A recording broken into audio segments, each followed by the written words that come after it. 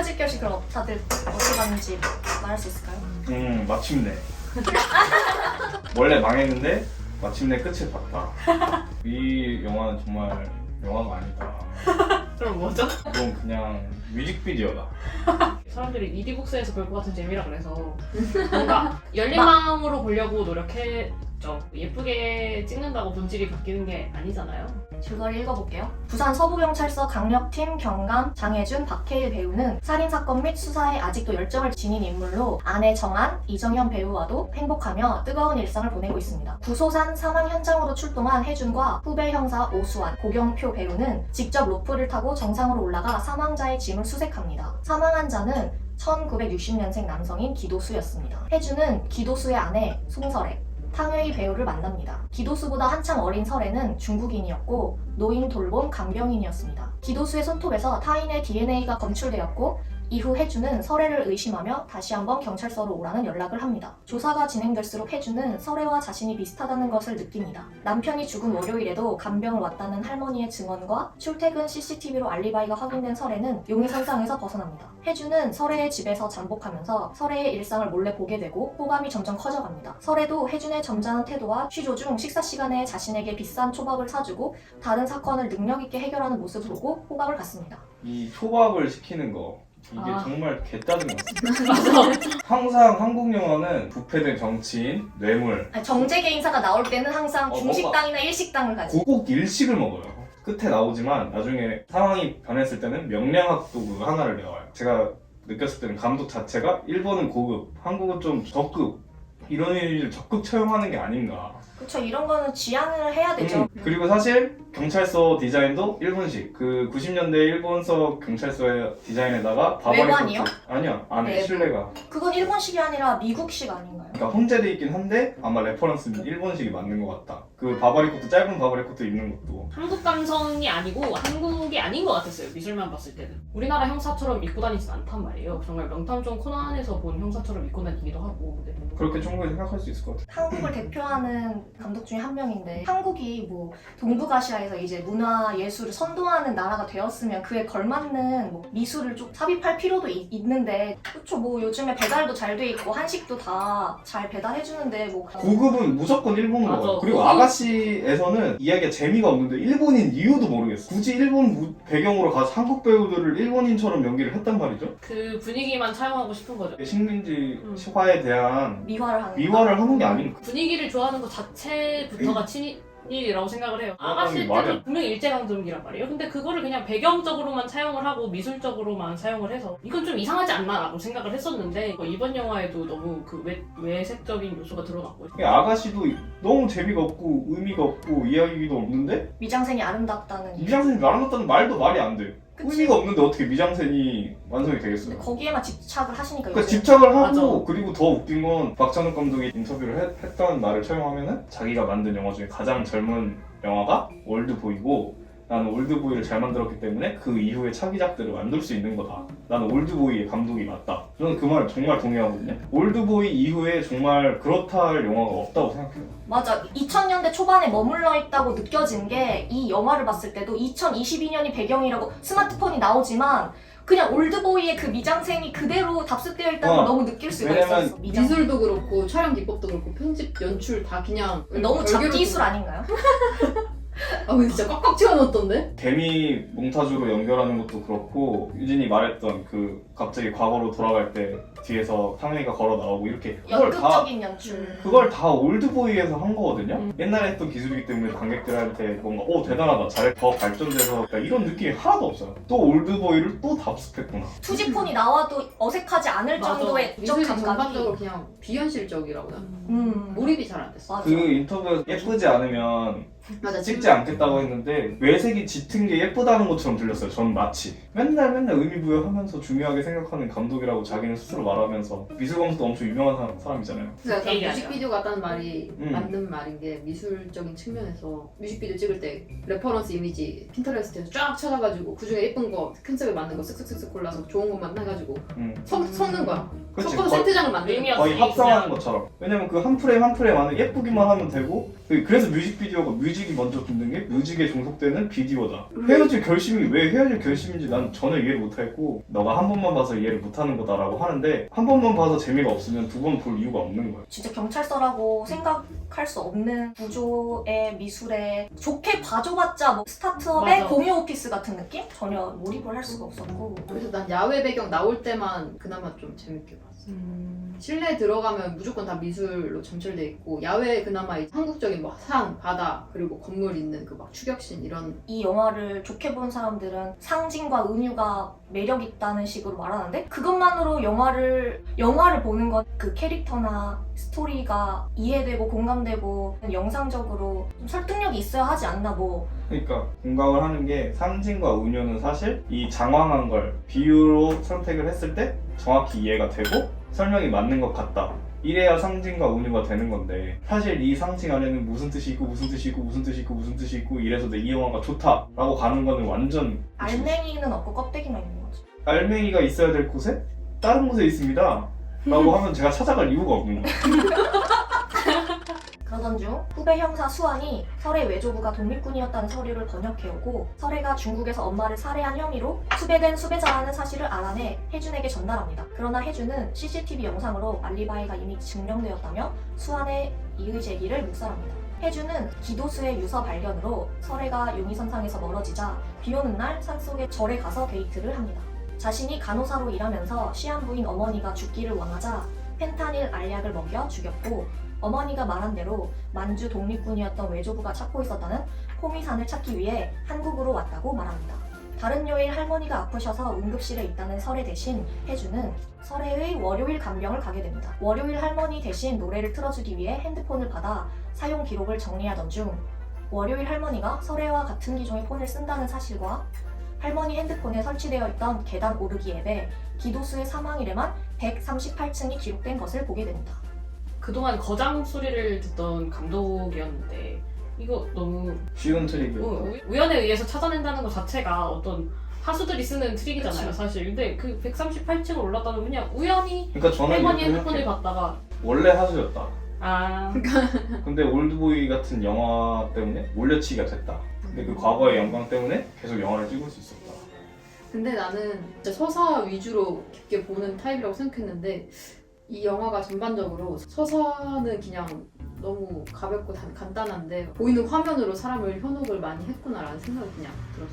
핸드폰 어플 트릭이나 그런 걸 우연에 의해서 발견한다는 거나 그걸 따라가는 과정 같은 게 다 그냥 간단하고 여태까지 어디서든 봤던 그런 내용들인데 그냥 그걸 좀 다르게 표현해서 나 그래서 그냥 재밌게 따라가면서 봤다. 근데 이게 수사물에 포장을 한 뭐 네. 러브 스토리라고 해도 이 러브 스토리에 집중을 과연 이 사람이 한 걸까? 라는 생각이 들 정도로 맞아. 두 사람이 사랑에 빠지는 과정이 개연성이 없어요. 맞아. 나도 그래서 별 생각도 없었어. 사실 설애를 보고 그냥 첫눈에 반한 거랑 같은 거잖아요. 수사물에는 이제 판무파탈이라고 남자 주인공을 파멸로 이끌면서 이제 수사에 혼선을 주는 여성 캐릭터가 등장을 하는 게 과거의 그런 클리셰라는 클리셰인데 설애를 판무파탈의 위치에 두고 그걸 따라가면 또 자기가 너무 쉬운 사람이 돼버리니까 그거를 한번 비틀어야지 하는 마음으로 치명적으로 그리지 않았다. 이게 그렇게 느꼈어요. 근데 그게 관객의 공감을 얻을 수 없었다. 왜냐면 설애가 적극적으로 뭐 유혹하려는 액션을 취하지 않았는데 혜준이 넘어갔다. 이거는 근데 혜준은 적극적으로 거부를 했느냐? 그것도 아니고 두 사람이 사랑에 빠지는 과정을 이해할 수가 없는 거죠, 전혀. 설애가 빠지는 과정은 난 이해됐어. 그 중간에 있는 혜준이 고백 때문에 이게 빠질 수 있다고 난 충분히 느꼈는데 그 전에 혜준이가 빠지는 과정 그 순간이 감정적이고 그냥 충동적인 걸로만 연출하지 않았나. 설애를 파무파탈로 안 보이게 하려고 했지만 묘하게 관능적으로 그려내려고 했고 바로 관능적으로 가지. 바로 그리고- 만나자마자 다리를 까잖아. 다리를 아무렇지도 않게 보여주고 또 자기를 관음하는 남자에게 사랑에 빠진다는 그 전개 자체가 너무 어떤 아저씨들의 판타지가 아닌가 저는 그렇게 느껴서 이게 저는 박찬욱 감독의 판타지가 투영된 거는 정말 공감을 해요. 혜준이라는 캐릭터가 결혼을 한 유부남인데 젠틀하고 여성을 생각하고 여성이랑 또 젊은 세대랑 통한다고 생각하고 젊은 감성의 아저씨다. 근데 이제 우연히 뭔가 치명적인 여자가 자신을 유혹한다. 뭔가 이런 판타지는 분명히 있다고 생각하고 그게 조금 역하고 이게 전형적인 설애를 파무파타를 그렸느냐 이거는 아니다. 아닌 척 하려고 해서 저는 더 불편했어요. 그러니까 아닌 척 한 게 이유가 없다. 그래서 거장이 아니라는 거예요. 그런 잔기술로 자꾸 승부를 보려고 하는 게 말로는 계속 사건에 충실하고 본업에 충실한 형사라고 말을 하는데 그런 적이 없어요. 그냥 서류를 보면은 바로 반해가. 한눈에 반해가지고 모든 뭐 후배 형사가 준 정보도 서래한테 사진으로 보내고 그냥 자기네 수사를 어떻게 하고 있는지 다 서래한테 보내놓고서 나중에 서래 때문에 나는 붕괴됐어요 이러면서 왜 맞아, 저러는 맞아. 거야. 지가 다 맞아. 보내놓고서 몰입이 안 돼. 그리고 유능한 형사인 척만 하는 형사 같아요. 맞아. 원래 쫓던 범인도 설애랑 사랑이 빠지기 전에 놓쳐요 이미. 그러니까 얘가 완벽한 사람인데 서서히 금이 가는 파무팔탈의 그런 치명적인 로맨스가 아니라 그냥 별로인 애가 맞아. 별로인 애를 만났는데 별로인 사랑에 빠졌어. 근데 우리가 어디에 공감을 하고 재미를 느껴야 되는지 요소가 하나도 없는 거야. 아가씨 때도 진짜 말도 안 되게 재미가 없었어. 궁금하지도 않은 범죄물이고 반전이고 반전이 나왔을 때 놀랍지도 않고 재밌지도 않고 신기하지도 않고 그냥 아무런 감정을 느낄 수 없는 그런 영화였거든요. 근데 이번에도 똑같았다.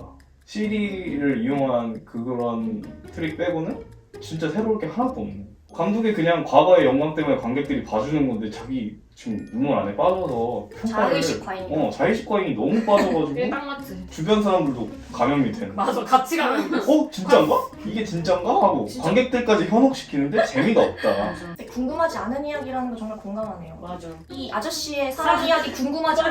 맞아. 나 정말 자기의 로망을 그냥 스크린에서 보고 싶었던 게 아닌가. 궁금하지도 않고. 진짜 재미가 없어요. 차라리 전형적인 수사물을 따라갔으면 오히려 더 공감은 됐겠지. 왜냐면 목적이 분명하잖아. 형사는 수사를 하고 이 여자는 수사를 방해하고 따라가기 싫어서 이상한 자의식 과잉 때문에 이게 영화까지 망쳐버린 거예요. 전형적인 걸 다 답습을 하고 나서 내가 이런 거에 대해서 멀미를 느끼고 피로감을 느껴서 더 좋은 방법이 생각났을 때는 전형성을 트는 것이 맞지만 그치. 그냥 억지로 틀기만 하고 하면 재미가 없는 건데 그냥 자기 이름발로 밀고 간다. 근데 관객은 이게 더 뭔가 있는 건가 해서 몇 번을 더 보게 되고 거대한 집단주의적 선입견에 갇혀있다. 박찬욱이란 이름 앞에. 만약에 블라인드로 이름을 바꿔서 했다면 맞아. 이 이야기는 제작이 될 수도 없고 배우들이 캐스팅 될 수도 없다. 전형 비틀기에만 집착하는 감독은 정말 거장이라고 말하기 그렇죠.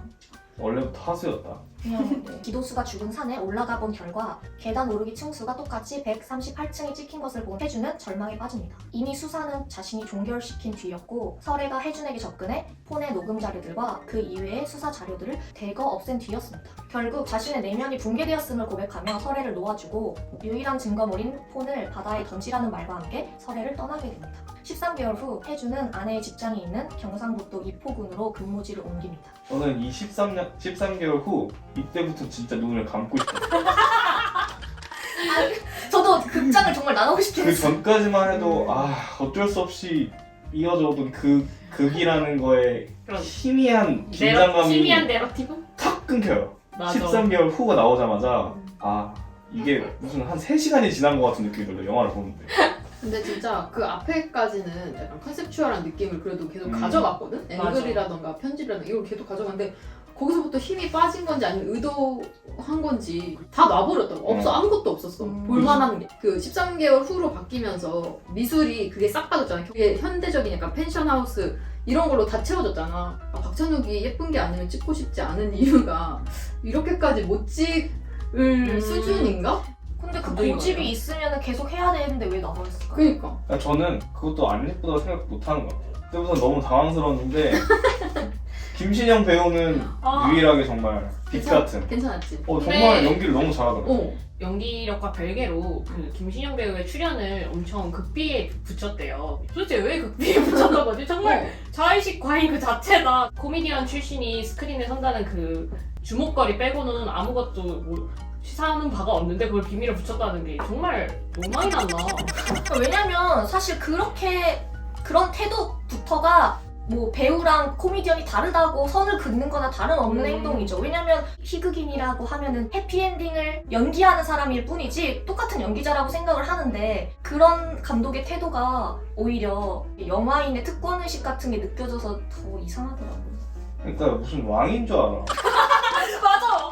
그 올드보이 몇 주년 해가지고 올드데이즈라는 영화를 개봉을 했었었는데 그때 경비실 아저씨가 박찬욱에 대해서 얘기하는 게 나와요. 고등학교 해상씬에서 나올 때 경비 아저씨가 뭐 근데 자기는 뭐 나가라고 했는데 말을 안 들었대. 뭐 이런 내용이 재밌는 내용인데 자기는 그냥 똑같은 아저씨잖아요. 누군지도 모르고 그냥 나가라고 하는 거. 학교 관계자가 자기 그냥 학교 관리하는 사람이에요. 근데 앉아있는 꼬라지 보니까 왕 같았다. 쟤네들은 왕인가 보다 이렇게 생각을 했대. 왕독이네 감독이. 근데 저는 그게 엄청 웃기다고 생각을 했거든요. 그게 약간 객관적인 시선으로 보는데. 근데 맞죠. 이미 그때부터 이미 그랬다는 건 사실 그 이후에도 뭐 그게 나아졌을까. 끔찍하네요. 그래서 유퀴즈의 김신영 배우님이 나왔을 때 박찬욱이 인터뷰를 해요. 근데 뭐 힘을 실어주기 위해 인터뷰 응했다. 무슨 소리 도대체. 우리나라 사람들이 김신영이를 더 알까? 박찬욱을 더 알까? 사실 그리고 그 신랄같이 재미없는 영화에 정말 저는 보는 맛을 더해줬던 게 김신영 배우라고 생각했거든요. 연기 진짜 잘하더라. 김신영 배우가 없었으면 저는 13개월 후부터는 진짜 눈을 감고 싶어서 그런 거였는데 이 박찬욱 배우가 감사합니다를 해야 될 판국에 감독. 감독이 찬욱이가 감사합니다를 해야 될 너를 잘 가렸다. 자기가 무슨 자기가 진짜로 이 세상의 왕인 것 마냥 김신영의 백인 것 마냥. 김신영을 내가 발굴해서 너무 잘했는 것처럼. 우리 전 국민이 김신영을 알고 아니, 있는데. 근데 사실 놀랍지도 않았어. 원래부터 잘한다. 맞아 원래 원래 잘하니까. 끼가 맞아. 특별히 반전이 아니었어. 오! 연기를 너무 잘했지만 원래도 끼가 많으신 분이고. 김신영 씨 유퀴즈 나온 거 보니까 자기가 스토리 만들었대요. 아, 박찬욱보다 디테일하다. 그러니까 경상도끼리도 조금씩 다르니까 위치가 어느 정도 여기 있을 것이다 해서 여기 위아래를 섞었대요. 그래서 했다는 거야. 와. 근데 연기도 잘하고 뭐 그런 디테일, 열정. 그래서 유일한 스펙타클이자 재미였던 김신영 배우를 자기 밑으로 놓는 그런 행태. 역시 원래부터 하수였다. 너무 꼰대 같네요.